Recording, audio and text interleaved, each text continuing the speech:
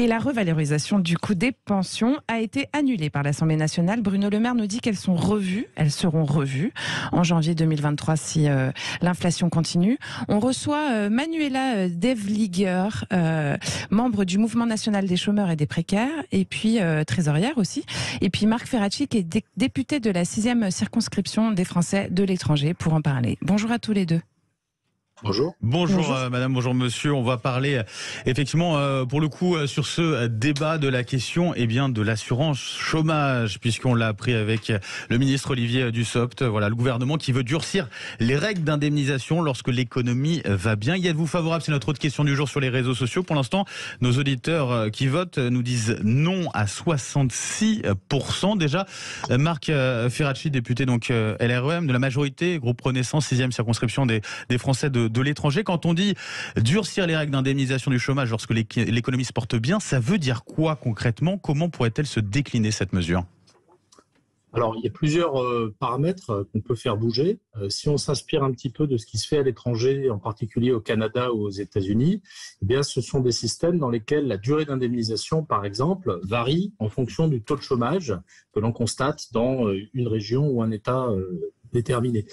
L'idée, c'est quoi? C'est que quand le taux de chômage et plus généralement la situation du marché du travail augmente et la situation du marché du travail se dégrade, c'est plus dur de trouver un emploi. Et donc, il est légitime que les durées d'indemnisation soient plus longues. À l'inverse, quand le taux de chômage baisse, eh bien, ça signifie qu'a priori, il y a plus d'opportunités sur le marché du travail, qu'il y a plus de tensions de recrutement. Et on sait qu'aujourd'hui, il y a énormément d'employeurs qui cherchent des salariés pour pourvoir des postes.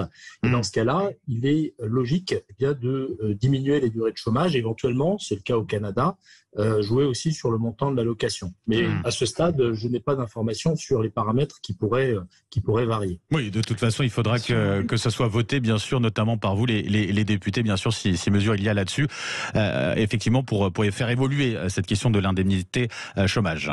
Marc Ferracci, est-ce que Olivier Dussopt, il nous donne l'exemple du Canada, vous en parlez, où les règles d'indemnisation se calquent sur la situation du marché de l'emploi, mais on le sait, elles varient parfois du simple au triple, carrément. Est-ce que c'est pas tout simplement quand même une mise en danger de nos acquis sociaux? Vous savez, l'indemnisation du chômage, elle est financée par la solidarité interprofessionnelle. L'ensemble des employeurs qui cotisent, mais aussi désormais la CSG, puisque la CSG finance l'assurance chômage. Et donc, ce qui est important, c'est que l'indemnisation soit calculée au plus juste, à la fois pour donner un revenu suffisant aux gens quand ils tombent au chômage, mais aussi pour inciter au retour à l'emploi. C'est ces deux objectifs qu'il faut réussir à atteindre, et c'est pas toujours simple. C'est pour ça que les partenaires sociaux négocient à intervalles réguliers des conventions d'assurance chômage. Et ici, on essaie d'introduire une dimension un petit peu nouvelle, qui est un peu plus de souplesse dans la prise en compte des conditions du marché du travail. C'est pas une remise en cause des acquis sociaux. L'assurance chômage n'est absolument pas en danger, mais l'idée, c'est de moduler et au fond de s'adapter un petit peu mieux aux conditions du marché du travail. Manuela Devlieger, vous avez entendu à l'instant le député LREM Marc Ferracci. Pas de remise en cause des acquis sociaux sur cette mesure-là, si elle devait être mise en place sur cette question de l'indemnisation chômage. C'est votre avis, vous le partagez? Alors évidemment, je partage assez peu cette vision, d'autant que je suis assez étonnée de la méthode, puisqu'il y a quand même, on attend, pas que les associations de chômeurs, mais Pôle emploi, etc. On attend quand même cette évaluation d'impact de cette nouvelle assurance chômage qui est mise en place de façon globale depuis 2021. Et en dehors des hypothèses de travail qui avaient été publiées par l'UNEDIC, on n'a toujours pas d'évaluation de cette nouvelle assurance. Dans un contexte quand même très très fluctuant du point de vue du marché du travail, mais du point de vue aussi on va dire d'un état moral et d'un état de conditions de travail qui sont très fluctuantes.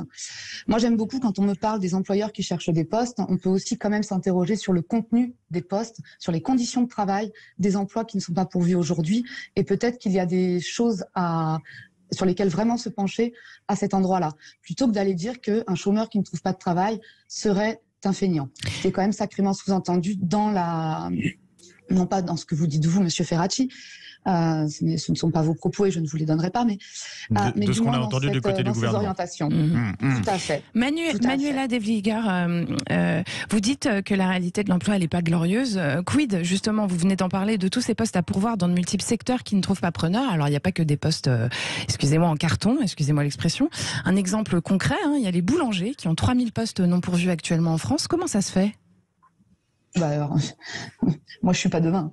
Par contre, pourquoi est-ce qu'on ne trouve pas de boulanger ? On peut s'interroger sur la formation. Oui. On peut s'interroger sur comment est-ce qu'aujourd'hui le système scolaire aide aussi à faire naître des vocations ou pas de métiers qui sont en effet des métiers essentiels aujourd'hui de la vie sociétale. Mais c'est vrai pour plusieurs secteurs, pardonnez-moi. Tout n'est jamais noir et tout n'est jamais blanc. Il y a beaucoup de secteurs qui cherchent à recruter en ce moment. Bien sûr, mais on peut s'interroger sur la question de la formation et sur la question de, en effet, comment est-ce qu'aujourd'hui nos jeunes, dans la façon dont la scolarité est faite, sont invités à s'intéresser à certains secteurs ou pas. Marc Ferracci, cette mesure, en tout cas, si elle est mise en place, clairement, il y a cette idée, en tout cas, d'aider, de venir en aide à ces entreprises. Alors, les grosses comme les TPE, les PME ou l'artisanat, on en parlait à l'instant. Il y a cette idée-là, très clairement ? Oui, alors moi je vous rejoins quand vous dites que l'assurance chômage n'est pas le seul sujet pour résoudre les tensions de recrutement. On est tous d'accord là-dessus, il y a des enjeux de formation, il y a des enjeux d'orientation, et c'est la raison d'ailleurs pour laquelle on veut faire une réforme ambitieuse du lycée professionnel pour mieux connecter les enseignements et les lycées professionnels de manière générale au marché du travail. Donc ça, c'est des éléments très importants et il y a une stratégie globale pour résoudre ces questions de recrutement et plus généralement pour résoudre le problème du chômage. Mais j'attire quand même l'attention sur le fait que l'assurance chômage est une dimension qui est importante. Il y a une étude du Conseil d'analyse économique qui est parue il y a quelques mois, qui essaie justement d'analyser les raisons pour lesquelles un certain nombre de postes ne sont pas pourvus. Et je ne vais pas rentrer dans les détails techniques de cette étude, mais la conclusion à laquelle elle parvient, c'est que former les gens ou les rendre un petit peu plus mobiles, faire en sorte que les gens changent de région pour aller trouver un job ailleurs, ça résout une partie du problème, mais ça résout une partie assez faible du problème. Et que, en réalité, le plus gros potentiel de création de postes et de résolution des tensions de recrutement se trouve dans faire se rencontrer sur un bassin d'emploi les gens qui sont correctement formés ou auxquels il manque juste une petite formation avec les postes existants et surtout inciter les gens. Et ça, c'est un point qui est important parce que je vous rejoins également quand vous dites que on est toujours en attente d'un recul suffisant sur la réforme existante pour prendre des décisions nouvelles. Sauf que cette réforme, elle avait un objectif un petit peu différent. Elle avait un objectif qui était de lutter contre les contrats courts en faisant en sorte que l'allocation, quand vous multipliez les contrats courts, eh bien, soit moins favorable. Et donc, c'est pas tout à fait le même objectif que celui qui est poursuivi par le gouvernement aujourd'hui. Mais justement, Marc Ferracci, là-dessus, il y a l'idée aussi c'est la carotte et le bâton. D'un côté, plus de souplesse peut-être sur ces indemnisations du chômage, les durcir davantage. Ça, c'est pour le bâton. Du côté de la carotte, justement, c'est l'idée aussi de favoriser finalement la reprise d'emploi d'une certaine manière et comment financièrement ?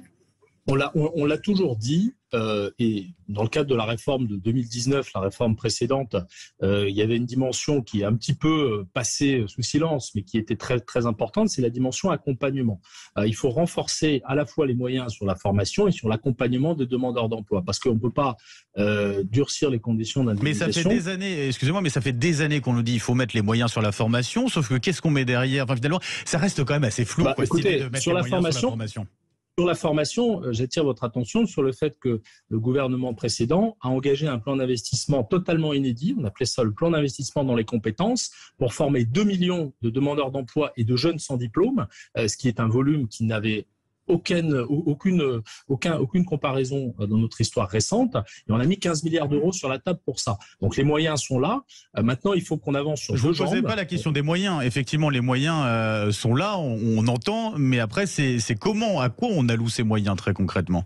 Alors, c'est une question très importante. Je pense que la question que ça pose, c'est la territorialisation. On a besoin de prendre des décisions sur qui sont les demandeurs d'emploi qu'on forme en priorité, à quel métier on les forme en priorité, au niveau le plus local qui soit. Et ça, c'est la logique dans laquelle on veut aller avec le projet France Travail. France Travail, qu'est-ce que c'est pour aller vite ? C'est une démarche consistant à faire se mettre autour de la table les acteurs locaux, les maires, les conseils départementaux, les conseils régionaux et l'État pour trouver des solutions qui soient les plus efficaces possibles. Aujourd'hui, il n'y a pas assez de dialogue au niveau local. Et ça, on en reparlera dans un instant, Marc Ferracci. Manuela Devliguer du Mouvement national des chômeurs et précaires. Un mot tout de même sur les chiffres du chômage. Nouvelle baisse annoncée pour ce qui est des demandeurs d'emploi de catégorie A qui ont baissé au deuxième trimestre de 0,8%. On voit du côté des jeunes, d'ailleurs c'est aujourd'hui en France qui fait sa une ce matin là-dessus, sur le fait que finalement on est sur une baisse record du nombre de chômeurs chez les jeunes. Ça veut dire qu'en tout cas, d'une certaine manière, l'emploi se porte mieux et peut-être qu'il y a besoin aussi d'évoluer là-dessus, sur l'indemnité. Non, je ne pense pas. Je ne crois pas que l'indemnité doive être corrélée à la question de l'emploi qui se porterait mieux. C'est très très bien que beaucoup de gens retrouvent du travail. On s'interroge quand même énormément sur la pérennisation de cette reprise de l'emploi et du travail. Et d'autre part, tant qu'on en reste à des analyses macro, on rate quand même énormément de vécu. Moi, je suis quelqu'un de terrain. Je travaille dans une maison des chômeurs. Oui. Et là où à Toulouse. je suis toujours à Toulouse, tout à fait, et dans un quartier prioritaire. Ceci dit, moi, quand j'entends, il faut renforcer l'accompagnement. En effet, ça fait des années qu'on l'entend. Il me semble que Pôle emploi a énormément rénové ses pratiques, essayé de moderniser, etc. Moi, l'association dans laquelle je travaille fait partie d'un conseil national qui s'appelle le Conseil national de lutte contre les exclusions. Et nous avons eu un groupe de travail sur ces 2 dernières années qui a publié un avis au gouvernement sur la question de l'accompagnement vers l'emploi et l'insertion professionnelle. Dans cet avis a été remis en question énormément tout ce qui était de l'ordre de la sanction, qu'il s'agisse de l'assurance chômage, qu'il s'agisse du RSA, qu'il s'agisse... Et que ces sanctions étaient de toute façon, et là je veux dire c'est pas juste un mouvement de précaires qui disent toujours la même chose, c'est plusieurs collèges de fédérations, plusieurs collèges d'acteurs sociaux qui ont rendu cet avis au sein du CNLE et qui quand même s'interrogent sur cette utilisation de la sanction qui finalement est de toute façon contre-productive de façon majoritaire. Même si, en effet, certains rapports se targuent que cela suscite une mobilisation, mais la mobilisation par la contrainte n'a jamais été, me semble-t-il, une des grandes valeurs de la société française, et j'espère que ça ne le deviendra pas. Donc sur la question derrière de l'indemnité, vous comprendrez que mon sujet n'est pas tout à fait est-ce qu'il faut baisser de l'indemnité chômage quand il y a du plein emploi? Non, parce que le plein emploi, même quand on en a pensé en avoir, il y avait toujours du chômage. Et il y a toujours ceux ou ces millions de personnes qui, eux, à ce moment-là, se retrouvent sans emploi et sur des emplois qui, des fois, sont durables. Et ensuite, on pourra parler des freins à l'emploi. Il y a quelque chose qui n'a pas été dit ici. En effet, on peut parler de chiffres, mais on peut parler aussi de souffrance, notamment dans un contexte qu'on dit post-crise, mais il se trouve qu'on vit encore une crise aujourd'hui. Elle est là, elle est présente. On le voit bien, l'inflation est là, les gens ne trouvent pas les produits de première nécessité ou pas aussi facilement que ce qu'ils avaient l'habitude de trouver avant la crise Covid. Donc on voit bien qu'on est toujours dans un état social qui est un petit peu en suspens. On n'est pas retombé sur une société dite normale comme on le pensait. Marc Ferracci, sur la question de ces freins à l'emploi, j'ai parlé des jeunes tout à l'heure, il y a aussi ces personnes qui ont 40, 50 ans, qui perdent leur emploi, qui ont des difficultés très importantes à en retrouver. Est-ce qu'on ne risque pas de les mettre encore plus en difficulté avec cette idée de durcir les règles d'indemnisation du chômage lorsque, je cite toujours, l'économie se porte bien, se porte mieux? Alors, il faut des réponses spécifiques pour les personnes qui atteignent un certain âge. On sait que le marché du travail n'est pas tendre avec les personnes qui atteignent 50 ans, en particulier avec les femmes, parce que les employeurs, pour de mauvaises raisons en général, ont tendance à stigmatiser ce genre de profil. Et c'est effectivement plus difficile de retrouver un emploi lorsqu'on atteint un certain âge. Donc sur ce sujet, il faut des réponses adaptées. Ça passe par des moyens supplémentaires en termes d'accompagnement. Ça passe par des capacités de reconversion. Et à ce titre, le gouvernement a mis en place il y a quelques mois un plan de grande ampleur destiné aux demandeurs d'emploi de longue durée, qui ne sont pas tous des demandeurs d'emploi qui ont atteint un certain âge, mais il y en a beaucoup. Pas que des seniors, mais oui. Souvent corrélés. Et ça réclame également, et je rejoins ce qui a été dit précédemment, ça réclame également une responsabilisation des employeurs. Les employeurs ont besoin d'être responsabilisés sur l'embauche de certains publics qui sont en difficulté. Il y a des initiatives qui ont été prises en ce sens. Ils ont aussi besoin d'améliorer les conditions de travail, de renforcer l'attractivité des métiers et d'améliorer les salaires. Je vous donne un exemple très concret. Je pense que la logique, il faut l'inverser.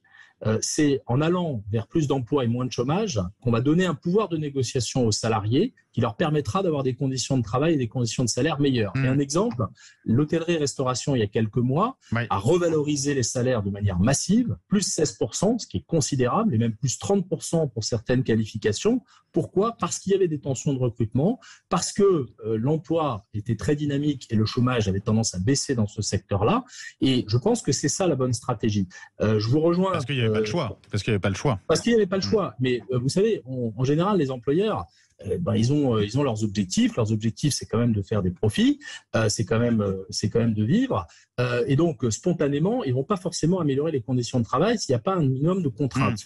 Moi, ce que je dis, c'est que la bonne contrainte, c'est de faire en sorte que ce soit un petit peu plus difficile pour eux de recruter. Et là, les conditions de travail et de salaire s'améliorent. Ouais.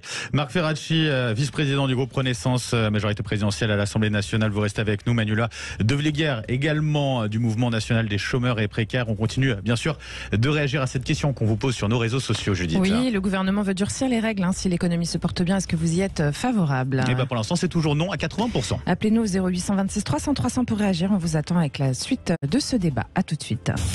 Sud Radio, le grand matin été, 7h-10h, Benjamin Glaise, Judith Belair. Il est 9h22 sur Sud Radio et dans le petit-déj de l'actu ce matin, les allocations chômage nouvelle méthode selon le gouvernement. Si l'économie se porte mieux, le chômage baisse, donc les indemnisations aussi. On vous fait réagir sur le compte Twitter de Sud Radio.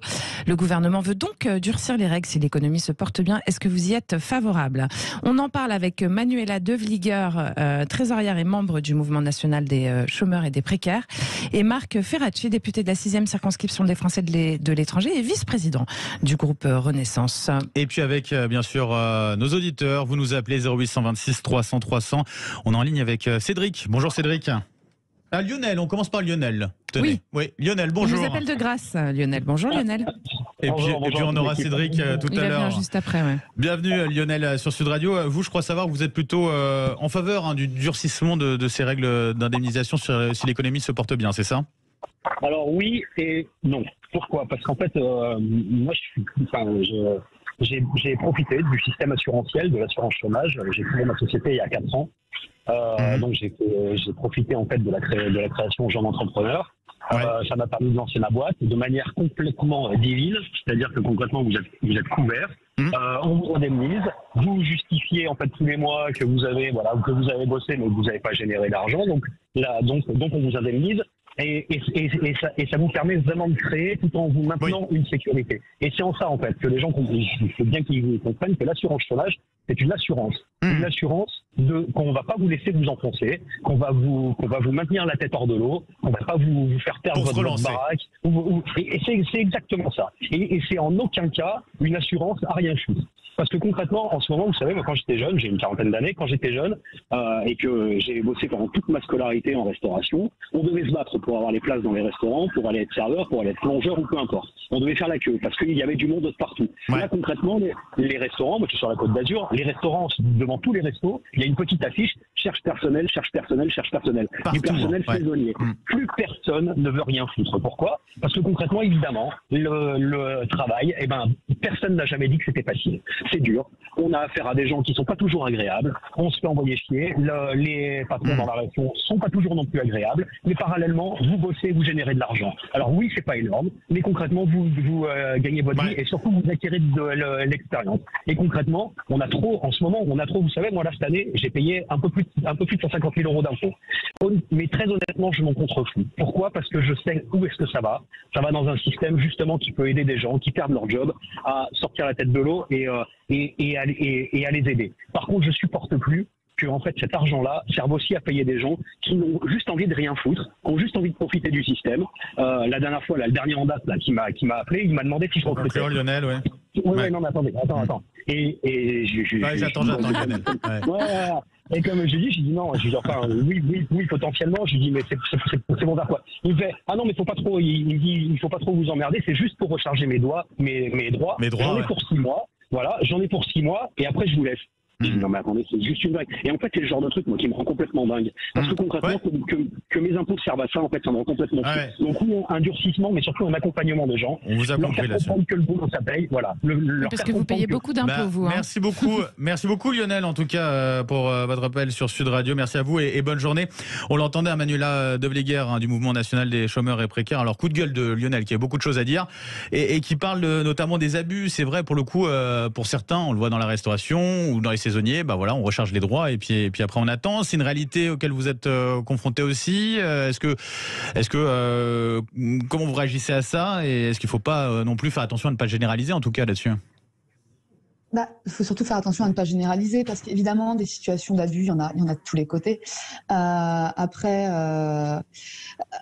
ce qu'il dit, alors je comprends complètement. Et puis il dit aussi quand même, ce système est protecteur pour tout le monde. Et je crois que c'est ça qu'il faut garder en tête. Ouais. C'est qu'en effet, quelle que soit la situation, qu'on soit sur de la création d'entreprise ou qu'on soit d'ailleurs sur du travail saisonnier, parce que son saisonnier qui dit je vais recharger mes droits, il le dit d'une façon qui en effet peut être choquante à entendre, mais il dit aussi autre chose. Il dit, en fait, je fais du travail saisonnier. Et comme son nom l'indique, c'est pas du travail continu. Il y a une discontinuité de l'emploi. Et la société, au regard du système d'assurance sur lequel nous cotisons, permet aussi de protéger cette intermittence du travail. Donc, voilà. On peut pas dire. Il y a la question des contrats courts, mais l'emploi saisonnier est une réalité qui fait vivre notre tourisme aussi. Oui, c'est vrai, vous avez raison de le noter, effectivement. Ouais. C'est comme l'intermittence du spectacle, ça fait vivre notre culture française et on ne peut pas tout remettre en cause de la même façon. Il faut regarder chaque situation à l'endroit où elle est. Les généralisations sont en général mauvaises conseillères. On retourne au standard 0826 300 oui, 300. appelez-nous, réagissez. On reçoit Cédric de Béziers qui lui nous dit que c'est pas par là que ça se fait, que c'est pas, il faut pas durcir les règles. Comment il faut faire, Cédric, alors? En fait, je suis finalement un peu d'accord avec Lionel. Lionel. C'est vrai qu'il y a eu quelques abus. Je veux juste revenir à propos de votre du vice-président de l'Assemblée nationale. Oui. Marc Ferracci. Parce qu'en fait, vice-président du groupe Renaissance. C'est pas pareil, ouais. Vous faites sourire Marc Ferracci parce qu'il n'est pas vice-président de l'Assemblée nationale, mais vice-président du groupe Renaissance, la majorité. Et je trouve en fait qu'il y a des choses sur lesquelles il faut remettre les choses en place. Ouais. C'est vrai que l'AREM en fait se félicite haut et fort d'avoir réduit le chômage. Le chômage en fait, il est tombé dans une roue où en fait il y a énormément depuis ces 8 dernières années énormément de personnes qui partent à la retraite. Donc oui, effectivement, ça fait de la place et le chômage baisse parce qu'en fait, il y a des propositions d'emploi.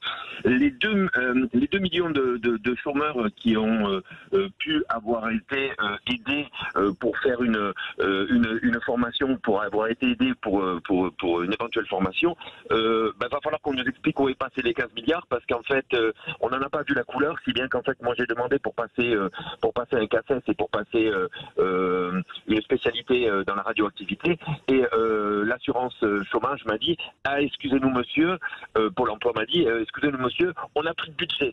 Donc alors il va falloir qu'ils nous expliquent où sont passés les 15 milliards parce qu'en fait il y a pas d'argent.